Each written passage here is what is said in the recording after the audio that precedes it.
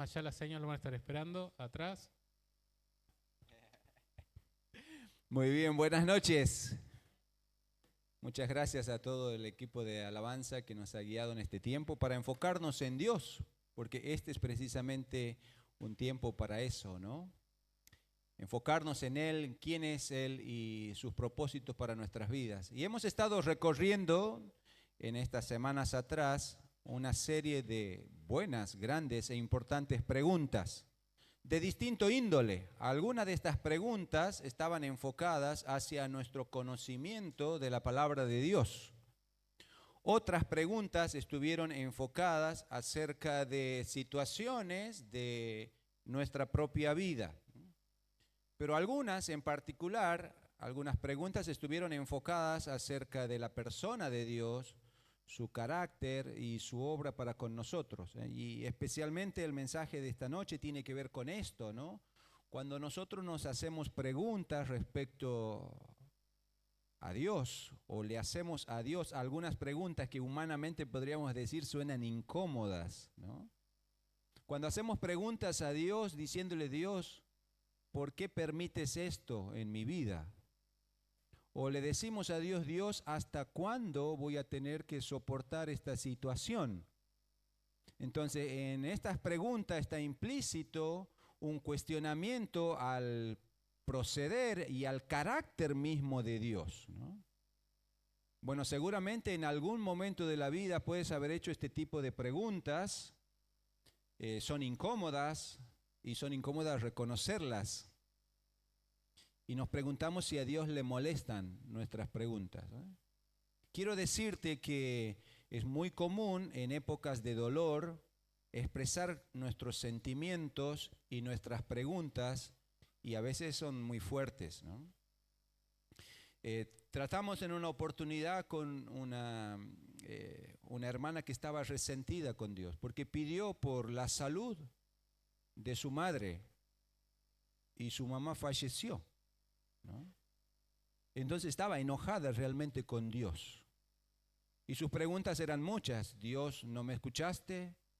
Dios, ¿me escuchaste y me diste la espalda? Dios, ¿por qué obraste de esta manera? ¿Me estás castigando? Y diversas preguntas, ¿no? En otra oportunidad, alguien estaba viviendo una situación de desempleo laboral y sus preguntas hacia Dios fueron ¿hasta cuándo, no? Y pasaba el tiempo y pasaba el tiempo y golpeaba puertas y las puertas se cerraban y cuando ya parecía que algo se iba a abrir nuevamente, la respuesta negativa. Bueno, quiero anticiparte en esta noche que cuando nosotros pensamos en ese tipo de preguntas acerca de Dios y de su carácter, a Dios no le molestan nuestras preguntas, ¿no? Puedes hacer las preguntas que quieras, puedes expresar tus sentimientos si te sientes mal y si estás enojado con Dios, puedes decírselo, ¿ah? No se va a ofender Él por eso. Pero quiero llevarte a pensar el otro lado de la moneda, ¿no? Y preguntarte si a vos te molestan las respuestas de Dios, ¿verdad? Ese sería el otro lado, ¿no? ¿Le molestan a Dios mis preguntas? No. Pero ¿te molestan a vos, me molestan a mí las respuestas de Dios? Y quizás en esto esté la clave, ¿no? Porque Dios es Dios y Él es dueño de responder o no nuestras preguntas. Y Dios es Dios y tiene toda la autoridad para darnos la respuesta que Él considere que tiene que dar, aunque a veces esa respuesta no sea lo que nosotros esperamos, ¿no? Nuestro estudio en esta noche se ha de basar en un libro corto de la Biblia, pero que está escondido allí entre los profetas menores, ¿no? Es el profeta Habacuc. Vamos a abrir allí la Biblia. Y si lo tienes para leer en un celular, puedes buscar allí Habacuc.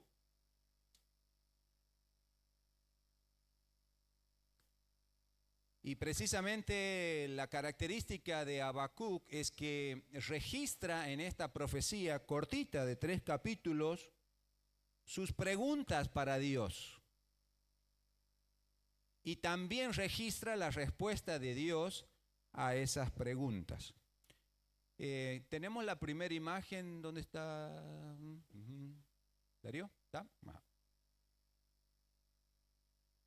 Bueno, para que nosotros podamos entender un poquito acerca de esta profecía, he visto oportuno poder estar compartiendo con ustedes un gráfico que utilizo para enseñar profetas preexílicos en el Instituto Bíblico Jorge Müller. Y allí tenemos una línea de tiempo en la cual nosotros podemos visualizar en una manera general el ministerio de los profetas, ¿no? El primer gráfico apunta acerca del tiempo que existe entre el llamado de Abraham, ¿no?, y el nacimiento del Mesías. ¿Está? ¿No está ahí, no? ¿Ya va a salir? Ya sale, decir. Bueno, nosotros tenemos que Dios llamó a un hombre y le dio grandes promesas y una promesa de una gran descendencia, Abraham. Él tuvo un hijo, Isaac. Isaac tuvo Esaú y Jacob, pero la promesa de Dios siguió por Jacob. Y Jacob tuvo 12 hijos, de los cuales se formaron las 12 tribus de Israel. Esas 12 tribus entraron como una familia mediana en Egipto en búsqueda de sustento, pero luego fueron oprimidos en la nación de Egipto. Y Dios utiliza al gran libertador Moisés para sacarlos de Egipto con mano poderosa. Y salen como una gran familia. Es literalmente una nación desde su tamaño. Pero recién un tiempo después, en el monte Sinaí, Dios da la ley y se constituyen nación en sí misma, ¿no? Dan 40 años vueltas en el desierto y luego a través del liderazgo de Josué, Dios les permite entrar a la tierra prometida, la tierra de Canaán. Un tiempo de conquista que duró varios años. Y cuando nosotros terminamos el libro de Josué, entra un periodo de tiempo que dura aproximadamente 330 años, el tiempo de los jueces.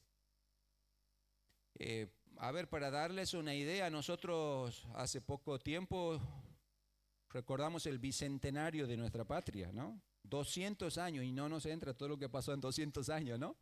Pero aquí estamos diciendo que en solamente el periodo de los jueces tenemos 330 años.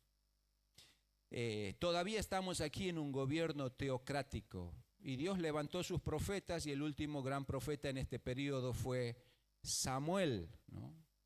Y el pueblo de Israel rechazó el gobierno teocrático y pidió ser como las demás naciones con un rey.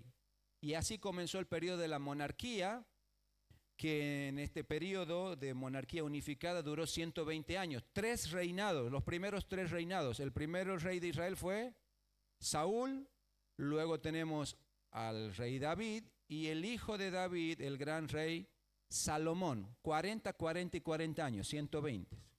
Y luego de Salomón, el reino se dividió en 2.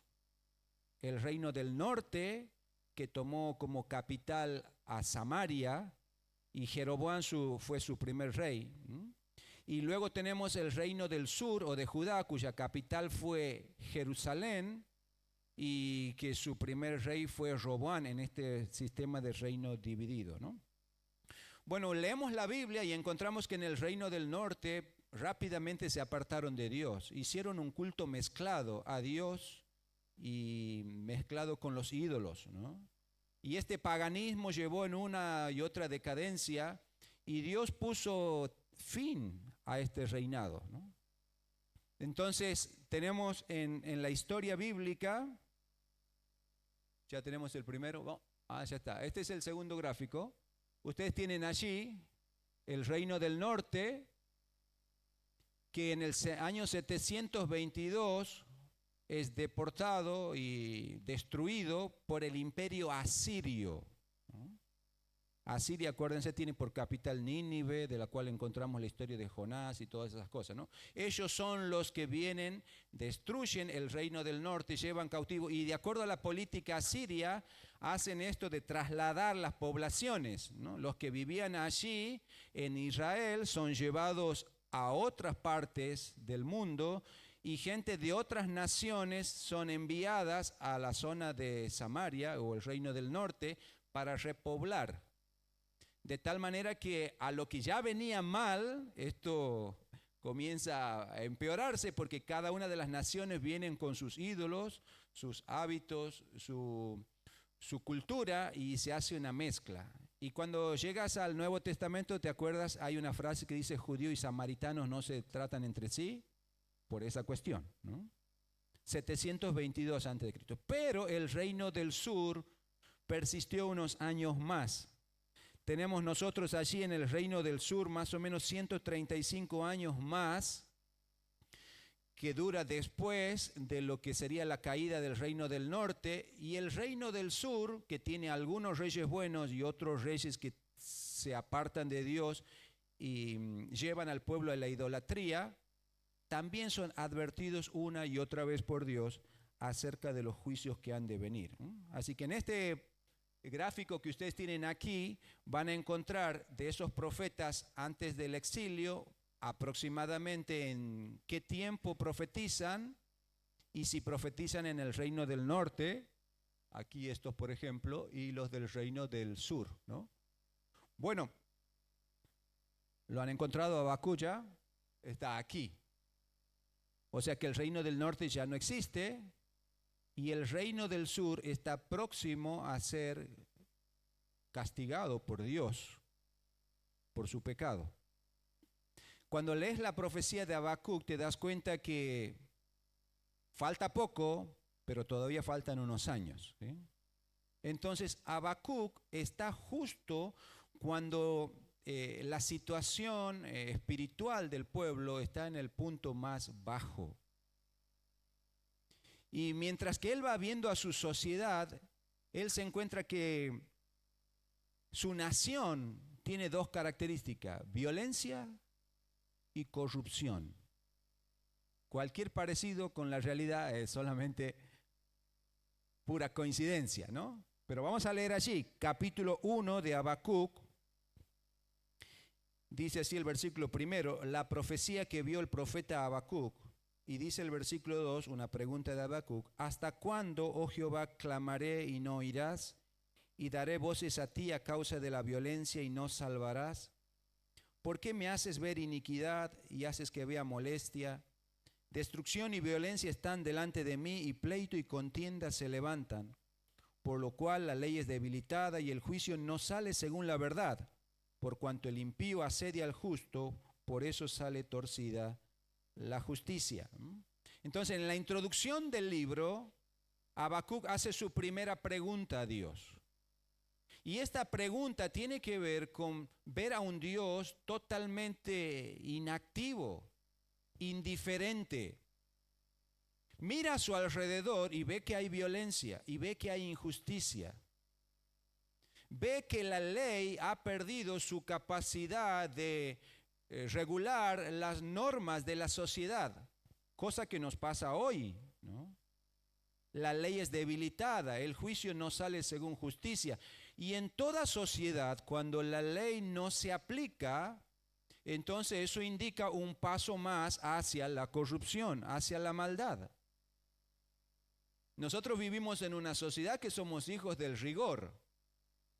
¿Les habrá pasado a ustedes que no? Como a mí. Ustedes cuando vayan en una avenida y vean un semáforo verde, ¿qué tienen que hacer el semáforo verde? Tienen que frenar. ¿Cómo? Dice, los niños de jardín aprenden que en el semáforo verde se pasa y en el rojo se para. Pero sabes que tenemos que frenar porque es común que el otro que viene de la calle lateral pase en rojo. Y todos frenamos en el verde. Porque no hay un respeto por la norma. Entonces, si hubiera un respeto por la norma, esto ordenaría la sociedad. Ahora, no estamos diciendo que ha recibido del pueblo el poder de administrar justicia y poder establecer las normas, debe usar esa situación para adquirir ganancias por medio de las multas. Pero no puede resignar a su función pedagógica. Hay que enseñar a la sociedad a cumplir las normas. Y entonces todos vamos a sentirnos beneficiados. Pero lamentablemente, usted quizá le haya pasado, va a enfrentar una situación donde usted va a esperar una sentencia de justicia y la sentencia tiene otro resultado. ¿Cómo está aquí en Habacuc? Y usted se pregunta, ¿por qué? ¿Y hasta cuándo? Y Habacuc hace esta pregunta a Dios. Podría pensar en Habacuc con un dedo así hacia arriba, ¿no? Apuntando a Dios y dice, Dios, ¿hasta cuándo? ¿Hasta cuándo? ¿Hasta cuándo? Pero Dios le da una respuesta. Dios es dueño de respondernos o no, pero Habacuc tiene el privilegio que muchas veces nosotros sí tenemos. Dios nos da una respuesta. Y fíjate aquí lo que dice el versículo 5. Dice, mirad entre las naciones y ved y asombraos, porque haré una obra en vuestros días que cuando se os contare no la creeréis, ¿no? Muchos han tomado este texto fuera de contexto para decir al pueblo de Dios, a la iglesia, Dios te está dando una respuesta, Dios va a hacer una gran obra, ¿no? Y todo va a salir bien, pero la gran obra del contexto no es la prosperidad, sino el juicio. Y entonces Dios le advierte a Habacuc, en esta profecía que va dirigida a la nación de Judá, de que Dios ha de levantar una nación enemiga que ingresará al territorio por el norte y que devastará la región. Fue el imperio caldeo, o conocido también como el imperio babilónico. Y entonces allí Dios está anticipando de que iba a usar esta nación para invadir, destruir toda la nación, llevar cautivos y ejecutar la sentencia de Dios sobre su pueblo que ha caído en la idolatría, en la corrupción, en la violencia. Bueno, ¿te imaginas vos que si Habacuc estaba perplejo y tenía preguntas al principio, a este punto tiene otro tipo de preguntas? Si estuvieras vos en la situación o yo en esta situación, las haríamos igualmente. Y esta segunda pregunta que tiene Habacuc está relacionada con la justicia de Dios, ¿no? Y Habacuc tiene la osadía de decirle, Dios, ¿te parece que esto es justo? ¿Le has preguntado alguna vez esto a Dios? ¿Te parece que es justa esta situación que estoy viviendo? ¿Te parece que es justo tener que sufrir esta enfermedad tanto tiempo? ¿Te parece que es justo soportar esta pérdida? ¿Te parece que es justo sufrir este agravio de los demás? ¿Te parece que es justo? Bueno, gloria a Dios que Él no se molesta con nuestras preguntas, ¿no? Y no se molestó con la pregunta de Habacuc. La segunda pregunta está a partir del versículo 12, donde dice, ¿no eres tú desde el principio, oh Jehová, Dios mío, santo mío? No moriremos. Oh Jehová, para juicio lo pusiste y tú, roca, lo fundaste para castigar. Fíjate el versículo 13, dice, muy limpio eres de ojos para ver el mal, ni puedes ver el agravio. ¿Por qué ves a los menospreciadores y callas cuando destruye el impío al más justo que él? Y haces que sean los hombres como los peces del mar, como reptiles que no tienen quien los gobierne. Entonces, en estas preguntas, lo que Habacuc está haciendo es cuestionar, Dios, ¿es justo esto que una nación pagana, cruel e idólatra sea la que venga a destruir a tu pueblo? Ahí está lo que no le entra en la ecuación, ¿no? Dios, ¿cómo puede ser esto? ¿No? Sí, está bien, yo he reconocido que estamos mal nosotros y que necesitamos salir de ahí, pero ¿te parece que es justo este medio de disciplina de tu parte? Dice allí en el capítulo 2, capítulo 2, versículo 1, sobre mi guarda estaré y sobre la fortaleza afirmaré el pie y velaré para ver lo que se me dirá y qué he de responder tocante a mi queja. Dice el versículo 2, y Jehová me respondió, ¿no? Hermanos, a Dios no le molestan tus preguntas. Puedes decírselas con toda confianza, aunque parezcan incómodas, aunque parezcan a veces que están fuera de lugar. Y Dios es el que tiene la autoridad para responder tus preguntas o no, pero tienes que escuchar la respuesta de Dios. Y la pregunta que ahora nos hacemos nosotros es, ¿nos molestan las respuestas de Dios? Entonces, a partir de este momento, Dios responde al segundo planteo de Habacuc, y en primer lugar, allí en ese párrafo del capítulo 2 nos dice que Dios siempre tiene una salida. Y él dice, aquel cuya alma no es recta se enorgullece, mas el justo por la fe vivirá, ¿no? Dios siempre en la calamidad abre una puerta. Dios siempre en el juicio tiene una salvación. Dios siempre es así, ¿eh? Pero nos está advirtiendo de que cuando uno tiene un corazón donde sus preguntas están movidas por su soberbia y por su rebeldía a Dios, esto hace que nos endurezcamos y suframos las consecuencias de nuestro alejamiento de Dios. Pero ante la advertencia del juicio, ante la respuesta de Dios, cuando nuestros corazones se inclinan y reconocen la autoridad de Dios, Dios salva, ¿eh? El justo por la fe vivirá, un versículo tan importante que luego se repite en el Nuevo Testamento y que es el mensaje de esperanza para este pueblo que ha de soportar el castigo de Dios, pero que todavía algunos van a tomarse de la fe en el Señor y van a ser salvos en medio de esta situación.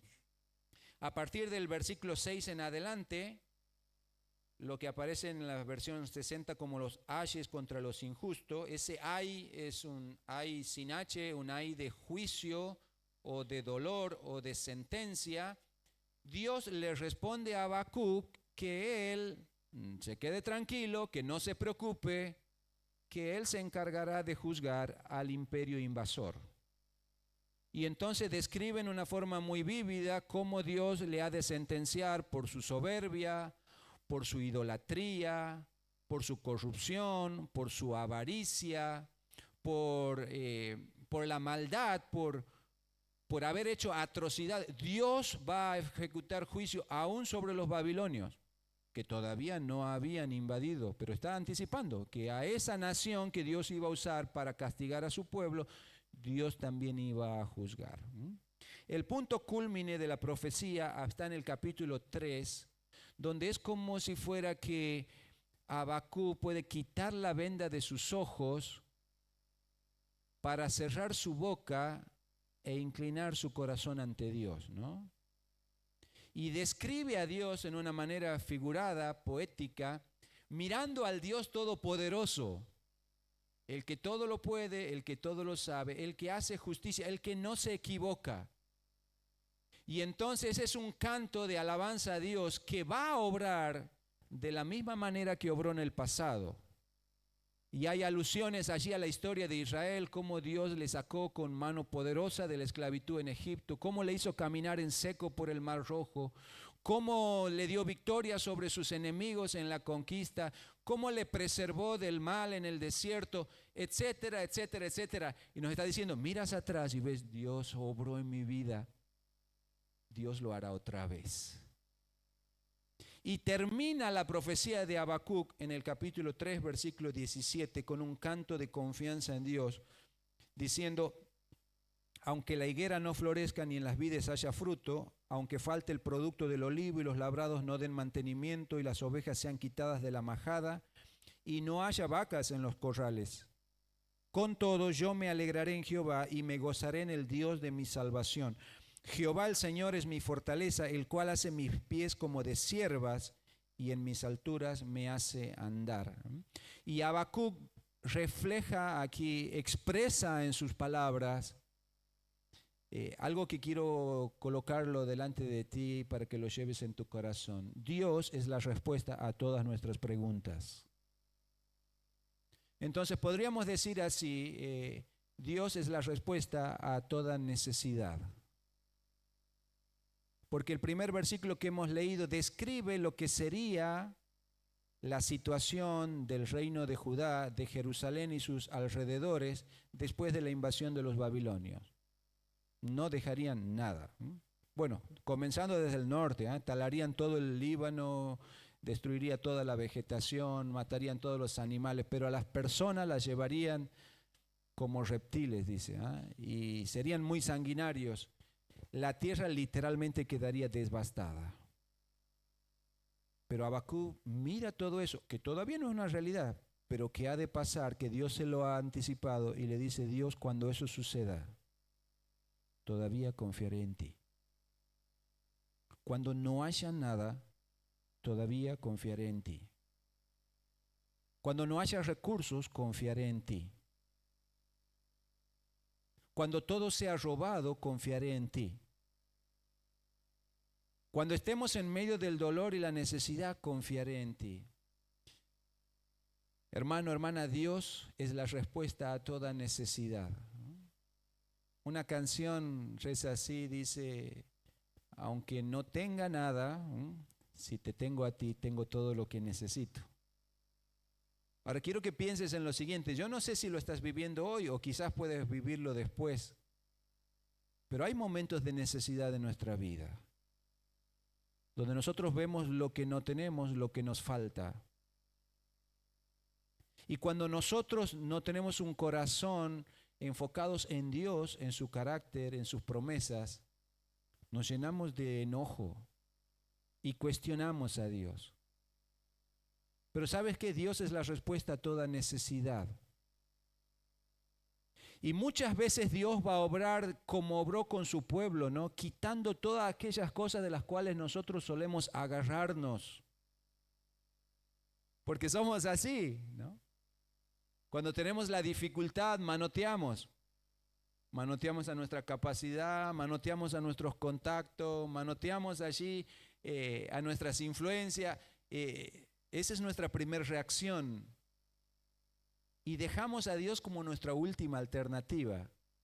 Pero Dios es sabio y tan bueno, de que muchas veces permite esas situaciones de necesidad extrema. Ha cortado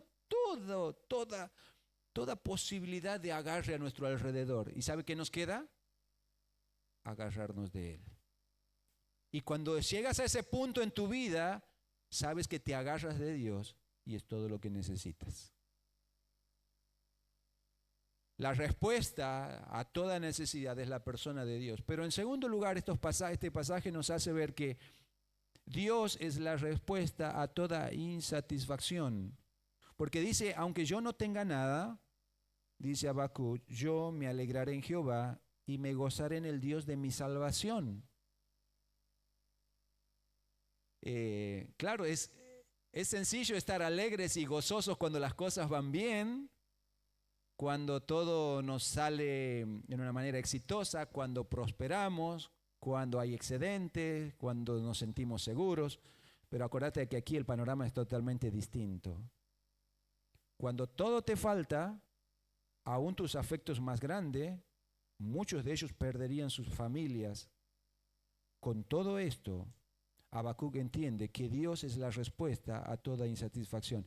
Hay para el hombre y la mujer de Dios la posibilidad de gozarse y alegrarse en Dios en medio del dolor. Una posibilidad que no tiene aquel que no conoce a Dios. Pero aquel que conoce a Dios puede saber que Dios es la fuente de su gozo, de su alegría, de su satisfacción. De tal manera que quiero animarte a salir de este patrón que hemos traído de nuestra cultura, ¿no? Nosotros decimos, si tan solamente tuviera esto sería feliz, ¿no? Y buscamos la satisfacción en cosas materiales, ¿no? Si esto pasara en mi matrimonio sería feliz. Si esto pasara en mi familia sería feliz. Entonces tenemos expectativa de que el cónyuge llene nuestro corazón, los hijos llenen nuestro corazón, los padres llenen nuestro corazón. Pero resulta ser que vivimos en un mundo pecador y nosotros somos pecadores y nos fallamos.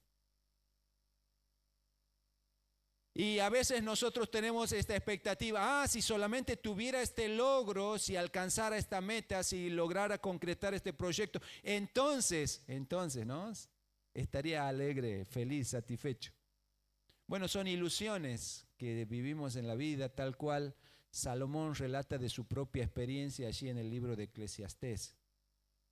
Vanidad de vanidades, termina diciendo, todo es vanidad. Pero hay alguien que puede llenar el corazón de la esposa, del esposo, del padre, del hijo, del amigo, del compañero, del ciudadano, del siervo de Dios. Es cuando pone su satisfacción en Dios. Dios tiene la capacidad de llenarnos a plenitud. El Señor es nuestro gozo y nuestra alegría. Y entonces lo que puedes hacer es que mirando en en perspectiva de la profecía, Habacuc entendió que Dios todavía está en su trono, que todavía Él es misericordioso y aún en el juicio Él tiene cuidado y hay salvación. Que aún en medio del dolor y la dificultad Dios está allí cuidándonos, sosteniéndonos, llevándonos a Él y a su voluntad para nosotros. Y Él dice, en esto me alegro en Dios. Él es el que hace la diferencia. Así que es Dios quien es la respuesta a todas nuestras necesidades. Dios es el que es la respuesta a todas nuestras insatisfacciones, pero en la frase final podemos ver que Él es la respuesta a todas nuestras inseguridades. Dice el versículo 19, Jehová el Señor es mi fortaleza, el cual hace mis pies como de ciervas y en mis alturas me hace andar, ¿no? Y describe en esta ilustración del animalito, del ciervo, sus desafíos de andar por los peñascos, entre medio de las piedras y el precipicio, lugares peligrosos. Pero dice aquí el profeta Habacuc, aunque esté en medio de la dificultad, del peligro, aunque esté lleno de temor, Dios es el que me fortalece. El Señor es mi fortaleza y Él es el que me da esos pies para estar firme en los momentos difíciles, en los momentos de duda, en los momentos de temor. Allí puedo afirmar mis pies en Él. El Señor es mi fortaleza.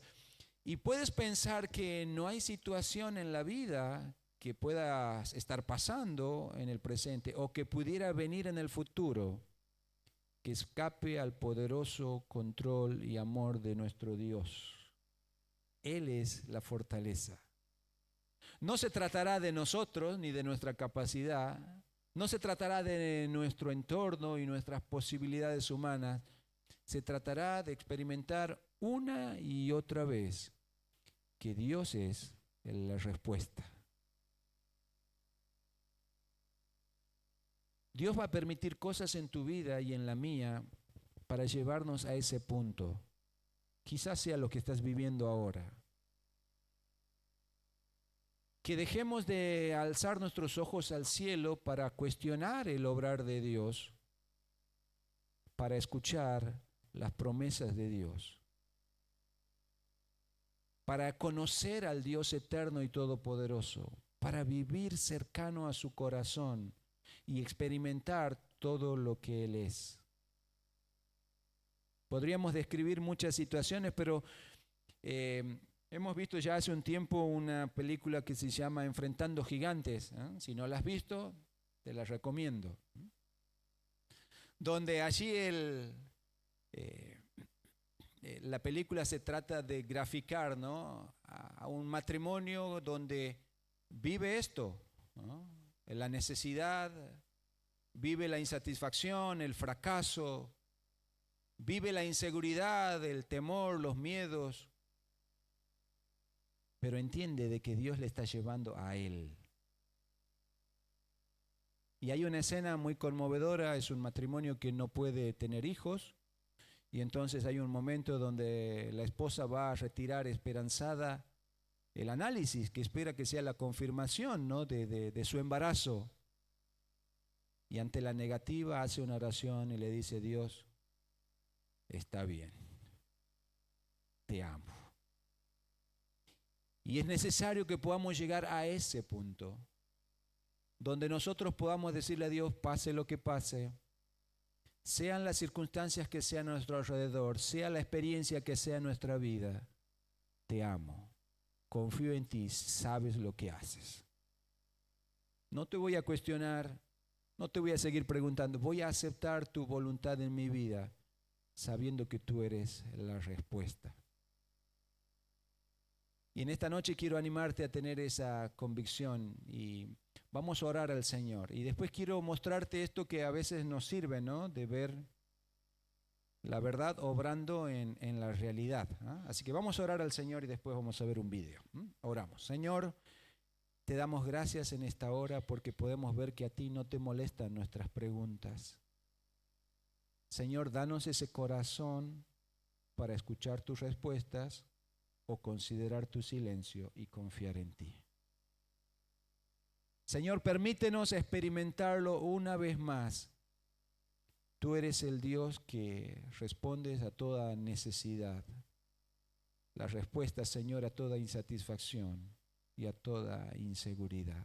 Oh Señor, necesitamos de ti. Lleva nuestros corazones a ti y a tu voluntad. Lo pedimos en el nombre del Señor Jesús. Amén, Señor. Amén. Terminando este tiempo, quiero compartir un videito que he recibido del matrimonio Capovilla. Ustedes le conocen, han estado con nosotros, han estado teniendo un ministerio al mundo musulmán y ellos sirviendo a Dios ahora están en España, pero Noemí ha estado transitando un tiempo de tratamientos para un cáncer y comparten su experiencia, ¿no? Creo que podemos ver en la experiencia de vida de ellos cómo han entendido que Dios es la respuesta, ¿eh? Que Dios les bendiga.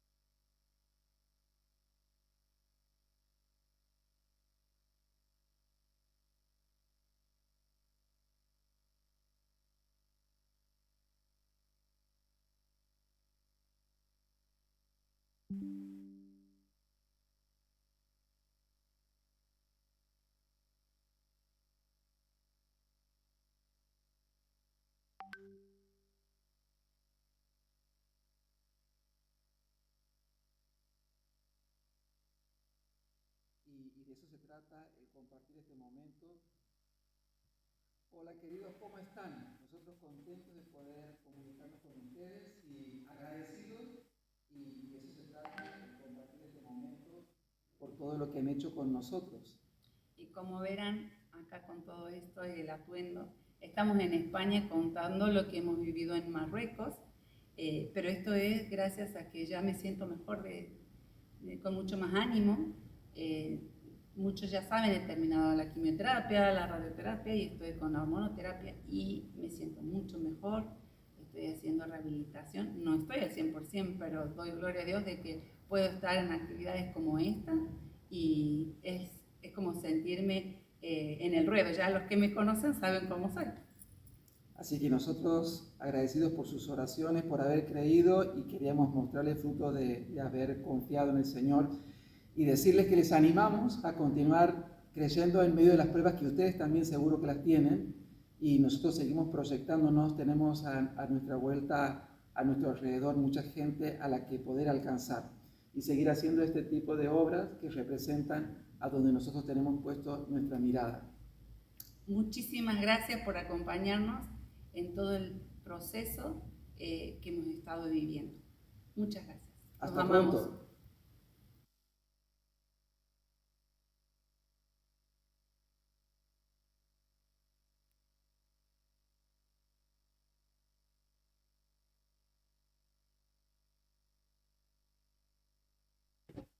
Hola. Muy bien. Qué curioso porque yo una vez me he juntado con Alejandro y con Freddy hace un tiempo, cuando era adolescente. Alejandro me contó de sus vivencias y todo, y resultó que Alejandro es el hermano de una muy amiga de mi mamá. Sí, son prácticamente como hermanos.